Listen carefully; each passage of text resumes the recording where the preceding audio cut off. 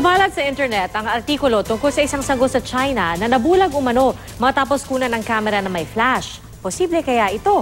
Ang paliwanag ng mga eksperto sa report ng saksing si Lia Manyalac del Castillo.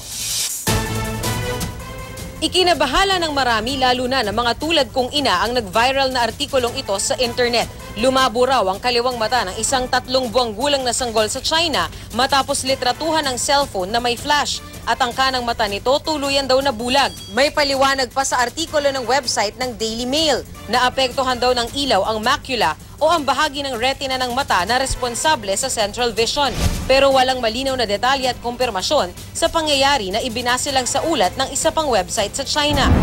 Kapag nakakakita tayo ng mga baby, hindi natin maiwasan na kunan sila ng mga litrato. Pero sabi nga ng mga eksperto, dapat pa rin maging maingat dahil sensitive pa ang ganitong mga kaliliit na bata. Aya! Smile! Meron talagang tinatawag na light-induced maculopathy. Pag masyadong matagal kang nakatitig sa light, lalo na pag direct mong tinitigan, pwedeng parang merong momentary blindness. Pero kung posible bang tuluyang mabulag si baby sa flash ng cellphone camera, sabi ni doktora, halos walang risk to the baby yung flash photography. mabilis lang daw kasi ang flash, pero ibang usapan kung matagal na maiilawan ang mata ng kahit sino. Ang key doon, hindi matagal.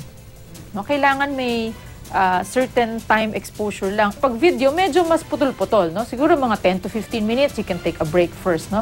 Si Jamie Espadilla, baby photography ang trabaho. Tinitiyak daw niya na maingat siya sa pagkuha ng litrato. I prefer shooting using natural lighting or ambient lighting because I avoid na yung babies kasi sensitive pa yung mga eyes nila.